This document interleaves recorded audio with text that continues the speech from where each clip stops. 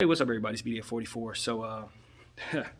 I'm looking at the score of the Laker game. I ain't seen no highlights. I don't know what's going on, but I see the score, and the score tells me the series is over, let alone the game. We're down by 30. We only scored 36 points against the Phoenix Suns on the road in the game five, a pivotal game five. That is definitely going to sway the balance of this series. You know, at the beginning of the series, I said that the Phoenix was going to get knocked off. They didn't deserve to be. But it doesn't look like that's going to happen. It looks like the Lakers are actually going to be the ones knocked off. And we deserve to be. Not as it pertains to us doing anything wrong, but as it pertains to us not being a better team than a lot of the other teams that we're seeing, especially without AD. So a lot of people, Laker fans, are frustrated, but we really don't have anyone to be frustrated with, other than maybe the league for structuring this season the way that they did, for what I believe probably increased the chances of injuries. And I've been saying that for a while now. And we're seeing that. You know, a lot of the best players are hurt going into the playoffs. Some of them aren't in the playoffs at all. And injuries are the reason. Maybe the injuries aren't as prevalent if there's more consistency in the schedule, more consistency in the breaks, things of that nature. No all-star break. It's a lot of stuff that you could say, well, maybe things go right if. But the reality is nothing's going right for the Lakers right now. We're down by 30, and it's looking bad. You need LeBron James to turn into somebody that he's just simply not turning into right now, and that's a scorer capable of scoring 40, 50 points. You know, I don't want to say something that I don't mean or say something that's out of pocket, but I will say this. LeBron's needs not to lose this series, and I know that he's in a race with Michael Jordan. It's only a two-man race at this point. I think most people agree with that. It's him and Mike, but Mike was undefeated in the finals. Okay, I don't know. I'm hesitant in saying that Mike never got knocked out in the first round because I honestly don't know. Maybe one of the first couple of years it was before my time, but I will say this: after he started getting cooking, he didn't get knocked off in no first round. Injury to the players, to Scottie or not, it just never took place. Listen, I love Anthony Davis, and what he brings to the table is unmatched. But the Laker Nation has spoken, and we are all very, very, very concerned about his injury issues. You want to be mad, you know. At the end of the day, you just want to be mad, but you can't be mad at somebody for being hurt, right? You don't. That's like that. That's completely outside of their control. But one thing that I'm listening to and agree with is that we're all frustrated that Anthony Davis can't stay healthy. You know, LeBron James is fine. He's 37. He's one of the most durable players in sports history. One of the most durable athletes the world has ever seen. So if he has injury issues at 36 years of age after more minutes and mileage than any other sports figure ever, that's just okay. Like I said, that's completely understandable and it's completely acceptable. Anthony Davis is 27, one of the top 10 players in all of basketball, and it just seems like every time he hits the ground, it's a problem. Okay? Let's just call it like it is. Every time he goes down, it seems like he either has trouble getting up or just simply doesn't get up. He's out for a game every time he gets hit. And, hey, it's a frustrating thing for everyone. I'm sure it's frustrating for him more so than any of us. So far be it from me to point at him and say, damn it, all that stuff that you want to say as a fan. It just isn't appropriate to say. Because at the end of the day, it's not his fault. But what I will say is, anytime you have a player of this magnitude with that much money eating up the cap, that much space rather, because the money ain't that important, but the space itself taking up that much of the cap, strangleholding your roster to a point where you can't really improve as much as you would be able to without that amount of space on the cap. When you have a player like that who happens to have these type of issues, yeah, it ain't gonna make you feel too good about having him. I'm just gonna be real. Now, that doesn't mean I want to get rid of Anthony Davis because I wouldn't trade him. But I will say this. We can't have too many more seasons like this where we paying him $200 million plus and we can't even get out of freaking first round because he can't survive a fall. You know, like, let's just call it what it is. He can't seem to get up when he falls, man.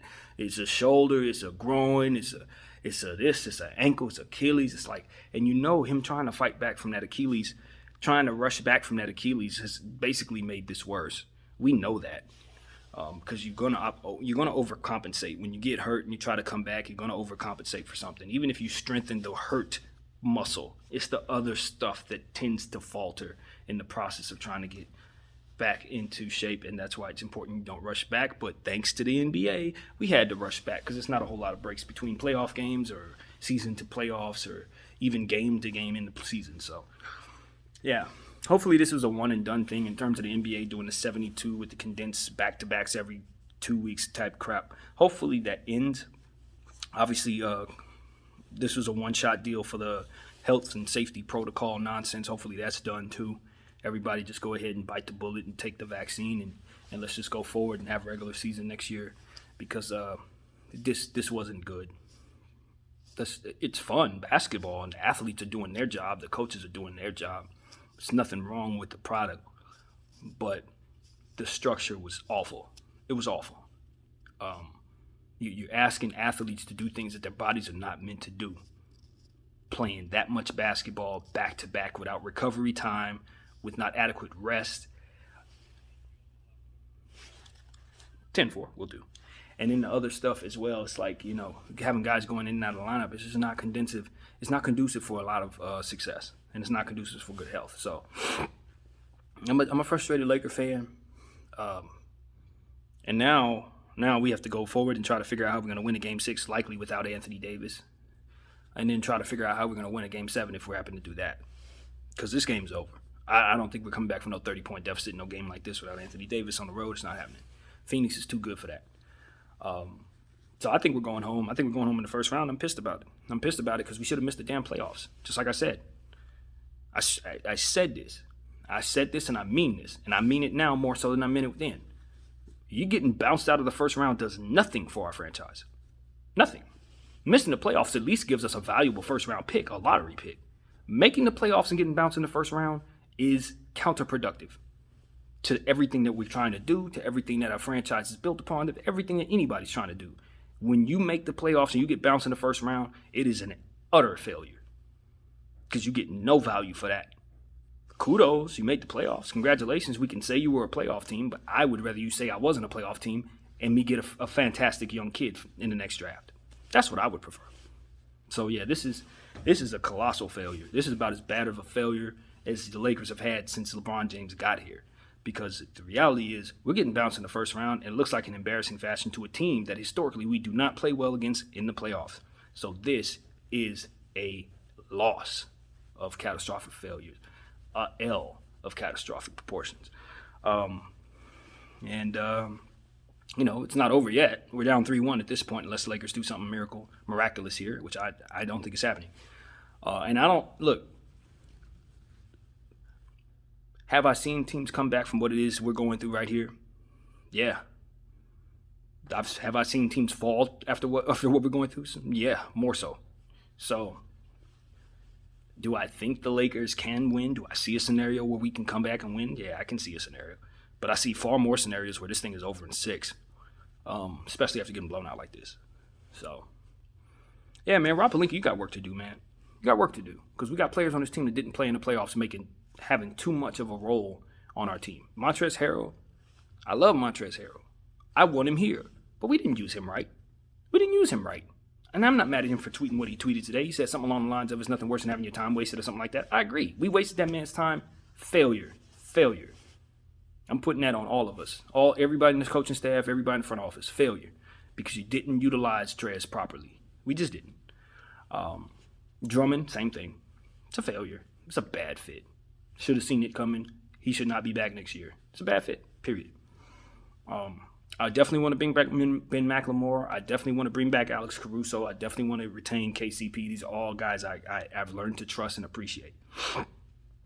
Kuzma got to go. I'm done with Kuzma. I don't want to do this no more. I'm going to be honest with y'all. I don't want to do this anymore with Kuzma, bro. This is like year 5, and this dude is still not on the level that he was in his first couple of preseason games. He was balling his first couple preseason games. Gave us a 40-point game against the Rockets, maybe another 40-point game against the Rockets. Maybe had a couple other games where he played well, got some good rebounding games. Other than that, he's been bad the entire time. Like, literally. And in a moment of frustration, I can honestly say I'm tired. It's not even about me believing in him or not believing in him. I'm just tired, bro. And I think most of LA is tired too. Kuzma, God bless you and whatever you do, bro. We are happy that you've been a Laker, but it is time to move on. After this playoff series and a game like this, when you had opportunities to shoot 100 shots, I wanted Kyle Kuzma in year 5, year 4, whatever this is for him, to have scored 40 points in tonight's game. That's who I thought he was when we drafted him, when we started seeing what he had in him, when we chose him over Lonzo Ball, Brandon Ingram, and all the other players, Larry Nance, everybody that we chose him over. I thought that in a game like this, where there would be no AD and he would have range to shoot 20 shots, that he would be the scorer. He ain't did it. I look at the box score, he has like 7 points. Go for 14, sir.